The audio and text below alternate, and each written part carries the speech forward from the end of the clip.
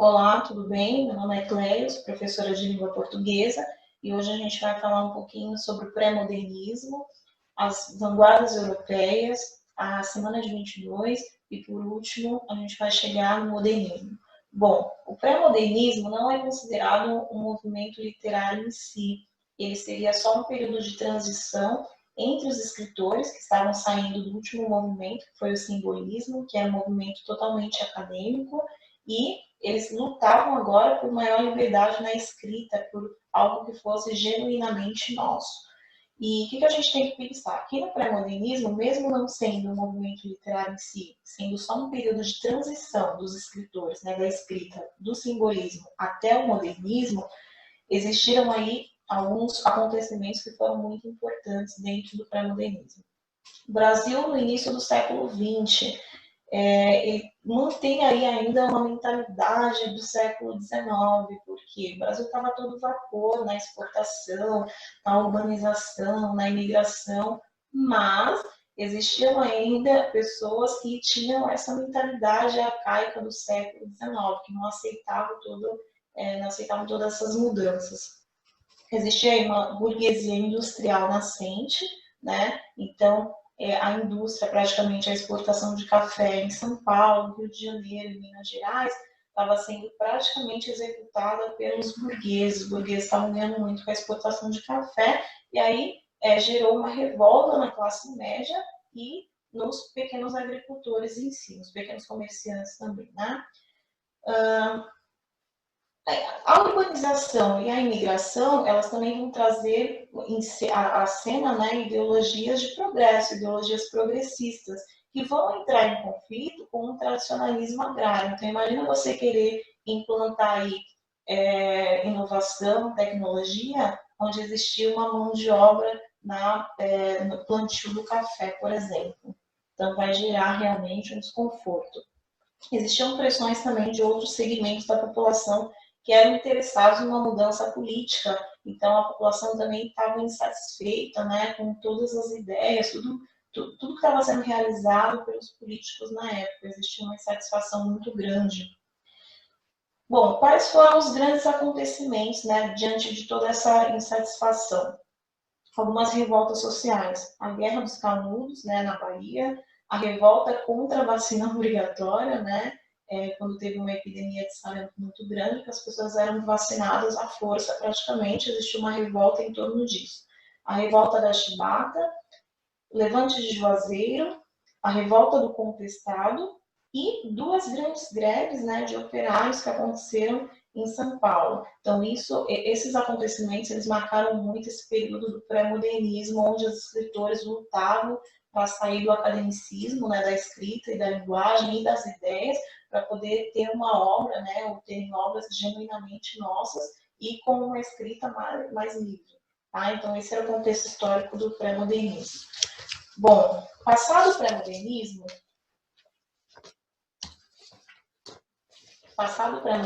o Brasil ele continuou crescendo.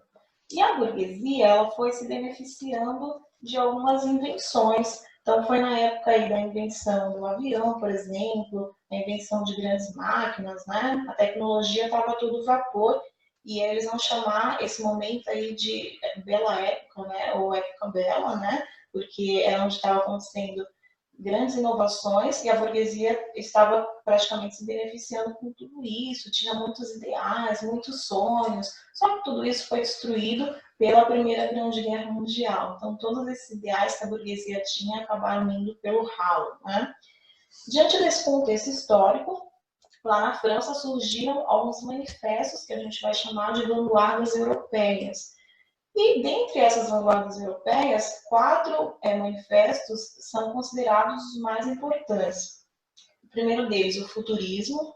Então, na literatura, vocês vão encontrar textos que se referem, que defendem uma arte sintonizada com a velocidade, né? Tanto nos quadros quanto nos textos literários, eles vão estar abordando a beleza da velocidade, o fascínio pelo desenvolvimento, pelo progresso, pelas grandes multidões, que seriam agitadas pelo trabalho ou pelo prazer simplesmente da revolta, né? Então, esse primeiro manifesto, que seria do futurismo, a primeira vanguarda, eles vão trabalhar essa questão do progresso, essa questão do futuro, essa questão da velocidade, essa questão das grandes multidões, das aglomerações em si.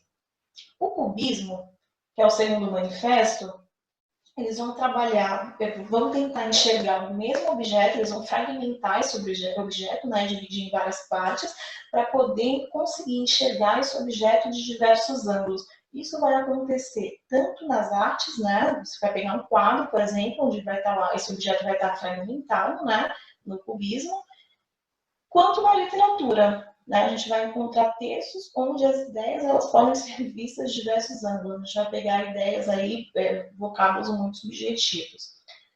Bom, então o primeiro manifesto das vanguardas europeias seria o futurismo, o segundo manifesto o cubismo, o terceiro manifesto seria o dadaísmo. No dadaísmo, eles desenvolveram todas as formas possíveis de contestação às atrocidades que foram decorrentes da Primeira Grande Guerra Mundial. Então, tudo que estava acontecendo de horror, todo aquele horror que as pessoas estavam passando, as mutilações, eles tentaram retratar isso dentro desse manifesto do dadaísmo.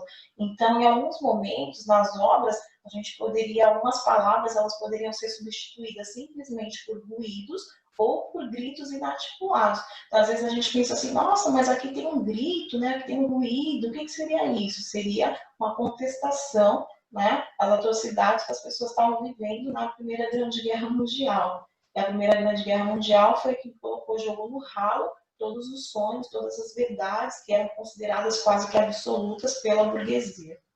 E o quarto manifesto, também considerado muito importante dentro das vanguardas, é o surrealismo.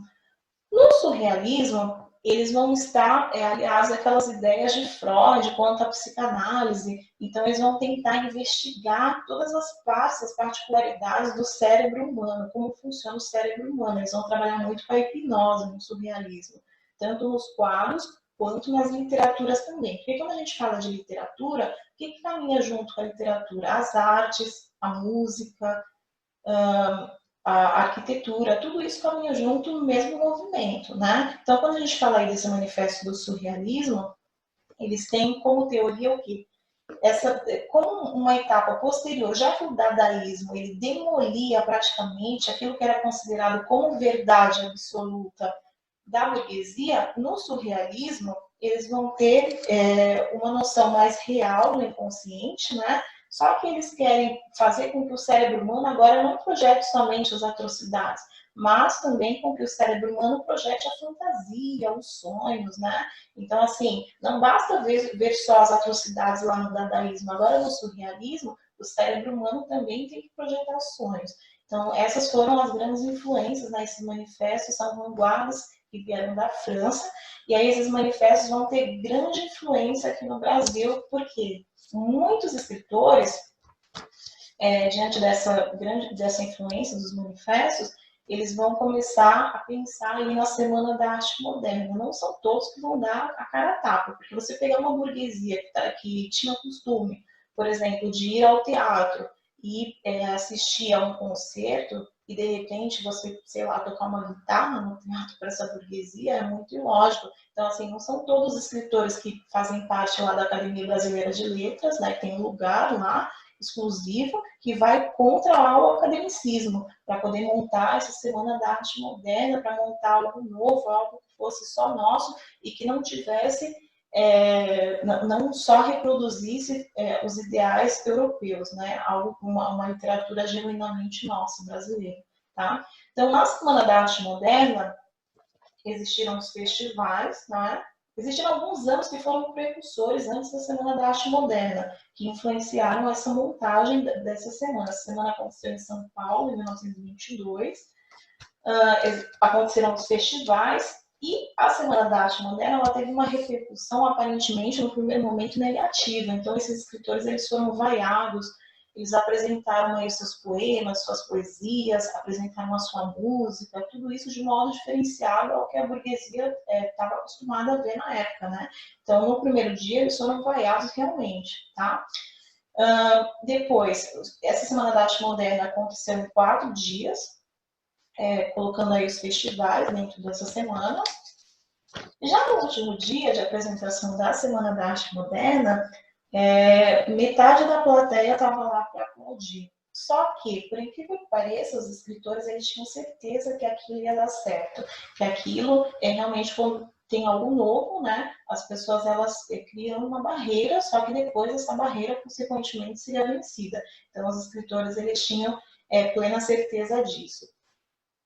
O grande fundador aí da Semana da Arte Moderna foi o Graça Aranha, foi um escritor que deu a cara a tapa realmente, que saiu lá do lugarzinho dele, exclusivo, né, que ele tinha na Academia Brasileira de Letras, e ele apostou na Semana da Arte Moderna. Muitos escritores não tiveram essa coragem. Monteiro Lobato, por exemplo, ele criticou uma obra da Anita Malfatti, né? O Euclides da Cunha também não teve essa coragem. Eram todos escritores pré-modernistas, só que quando chegaram lá para poder montar essa Semana da Arte Moderna, para destruir as verdades, né, que eram tidas como absolutas pela burguesia, muitos não tiveram coragem. Então, um grande escritor que teve coragem para montar essa semana foi o Graça Aranha.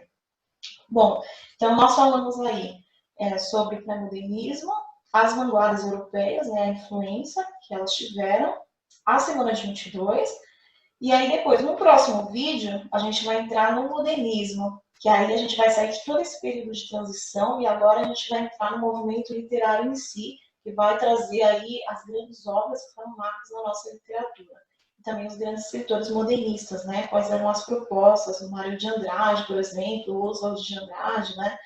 Quais eram as propostas modernistas, né, para a literatura, a gente vai ver isso no próximo vídeo. Na descrição eu vou deixar um resumo do contexto histórico do pré-modernismo e também do modernismo, que é o que a gente vai ver a seguir, e algumas atividades, algumas páginas da apostila. E no próximo momento, a gente vai falar um pouquinho também sobre as obras, né, as obras pré-modernistas que estavam previstas aí para a semana de apresentação de trabalhos. E depois a gente vai falar também sobre as obras do modernismo, tá bom? Um beijo e até mais.